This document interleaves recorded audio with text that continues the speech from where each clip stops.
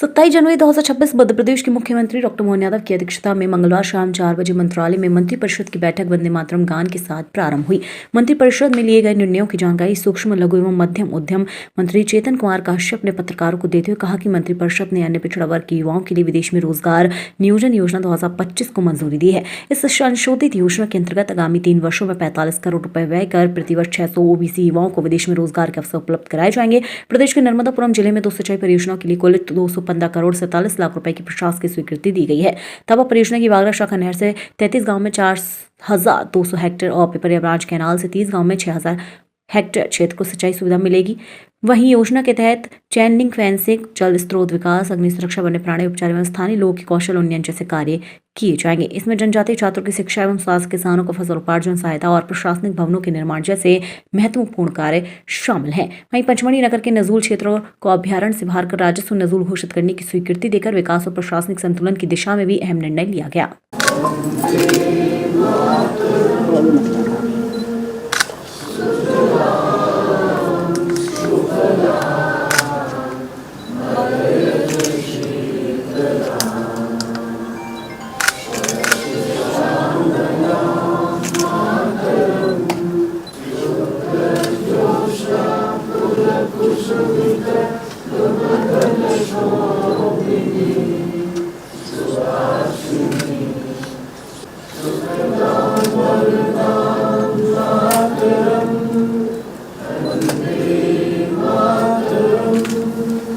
बात के प्रथम मंत्रिमंडल की बैठक माननीय मुख्यमंत्री डॉक्टर मोहन यादव जी की अध्यक्षता में आज संपन्न हुई। सर्वप्रथम मैं आप सबको गणतंत्र दिवस की शुभकामनाएं देता हूं और उसी के साथ मध्य प्रदेश में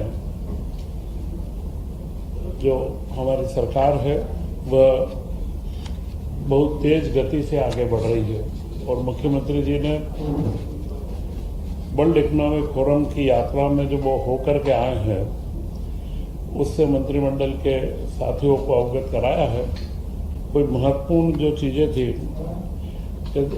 विश्व आर्थिक मंच पर भारत का सबसे बड़ा दल इस बार गया और मध्य प्रदेश में मुख्यमंत्री मोहन यादव जी के नेतृत्व में कई नए आयाम मध्य प्रदेश के लिए खुले हैं। वे सबसे महत्वपूर्ण है, वे स्पेस टेक नीति में हो, चाहे हमारे सर्वर के अंदर हो, गूगल से, एनवीडिया से, लॉजिकल पार्क के लिए, ऐसे कई विभिन्न आयामों में जो पिछले 2-3 सालों से एक माहौल बनाया गया है निवेश का मध्य प्रदेश में, और निवेश के अंदर हम मध्य प्रदेश को डेस्टिनेशन बनाने में सफल भी हुए हैं। आज उसी का परिणाम है कि हम लोग एक नई गति के साथ में और विश्व के मंच के ऊपर भी अपने आप को प्रस्तुत कर पा रहे हैं। आज की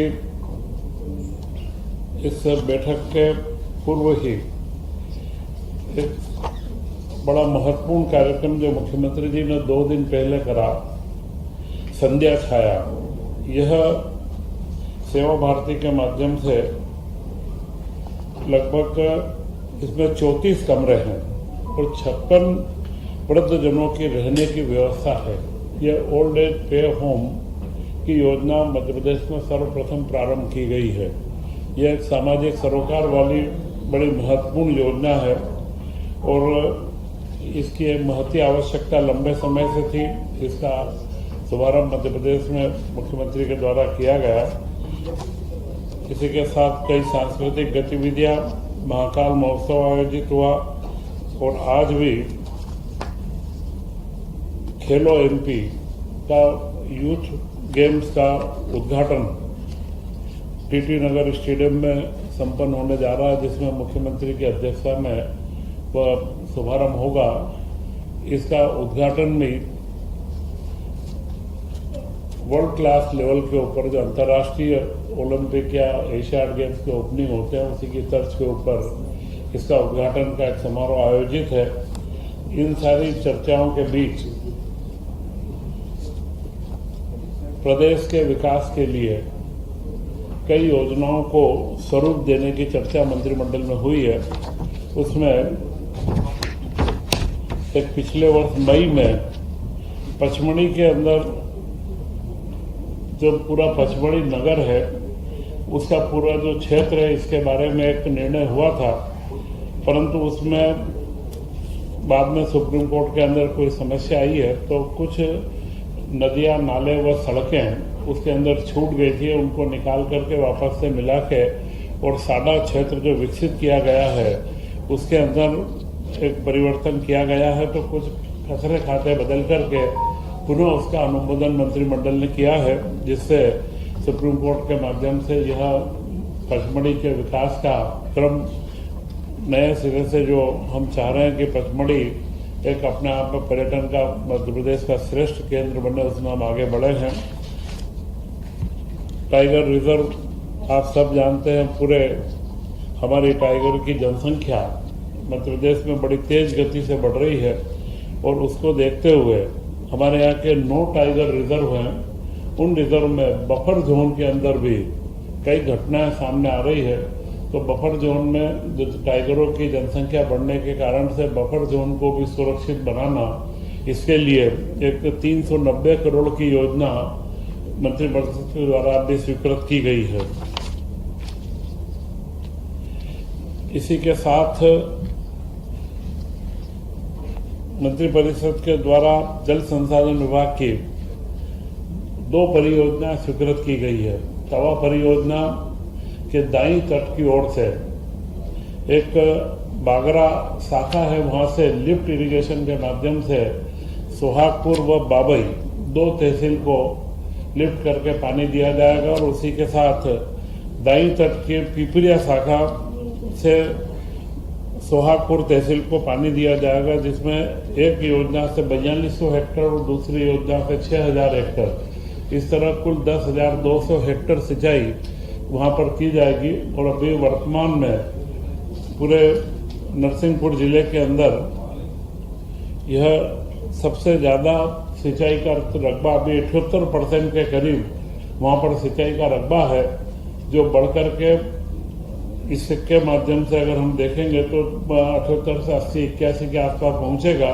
और मुख्यमंत्री जी की जो मंशा है कि खेती के रकबे में जहां आवश्यकता है 100% तक सिंचाई में पहुंचे, उस दिशा में यह जो हमारे पास उपलब्ध पानी है, यह पानी तवा डैम में उपलब्ध पानी की जो हम क्षमता से कम उपयोग कर रहे थे उसका उपयोग करके और इन दोनों योजनाओं को बनाया गया है। इनकी लागत 215 करोड़ रुपए है और तो इसमें 63 गांव के हमारे व्यक्ति वहां पर लाभान्वित होंगे। इसी के साथ में विभिन्न विभागों की 15 योजनाओं की निरंतरता, यह एक क्रम है कि अगले 5 सालों के लिए जो योजनाएं हमारी विभिन्न अलग अलग विभागों में चल रही है, उन योजनाओं के 5 साल पूर्ण होने पर निरंतरता की एक स्वीकृति दी जाती है। ये सारी योजनाएं पूर्व में स्वीकृत है, उनके कंटिन्यूटी के लिए दी गई है। इसमें शुल्क की प्रतिपूर्ति है, परीक्षा के प्रशिक्षण है, स्काउट गाइड की है, अनेक कई योजनाएं हैं। मुख्य और महत्वपूर्ण योजना है मुख्यमंत्री कृषक फसल उपार्जन योजना। 500 करोड़ से ऊपर की जो भी उपार्जन की योजनाएं होती है, जिसमें केंद्र से भी अनुदान मिलता है, उसकी भी कंटिन्यूटी की मंजूरी दी गई है। और राजस्व विभाग के अंदर भी कई कार्यालय एवं उनके आवासीय भवनों के निर्माण की स्वीकृति दी गई है। एक बड़ी महत्वपूर्ण योजना है जो पिछले 3 वर्ष में इस योजना को बनाया गया था कि मध्य प्रदेश के बेरोजगार युवक युवतियों को विदेश में रोजगार उपलब्ध कराने की दिशा में उनके यहाँ से विदेश जाने आने का पूरा खर्च मध्य प्रदेश सरकार वहन करती थी। वह 2022 की योजना को अब उसका नाम बदल करके निवेश योजना और उसको अन्य पिछड़ा वर्ग के युवाओं हेतु रोजगार निवेश नियोजन योजना 2025 उसका नाम किया गया है। और इसमें महत्वपूर्ण बदलाव ये करा है, पूर्व में जब ये योजना बनी थी तब इसमें सिर्फ जापान के लिए युवाओं को भेजने का प्रावधान था, परंतु अब ये दुनिया के कौन से किसी भी देश में अगर कोई युवा कार्य के लिए जाता है तो उसको उसके आने जाने के व्यय की प्रतिपूर्ति राज्य शासन के द्वारा की जाएगी। और इसमें करीब 500 से ज़्यादा 600 बच्चे प्रतिवर्ष यहाँ से बाहर जाएंगे, इसके लिए 45 करोड़ रुपए का प्रावधान किया गया है।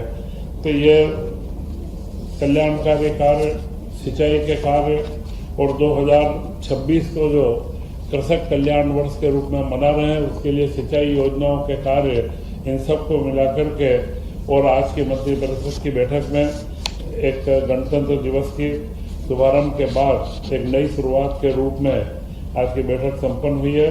और इसमें जो मैंने आप सबको यह महत्वपूर्ण निर्णय हुए थे वह सब आपको प्रस्तुत किए हैं।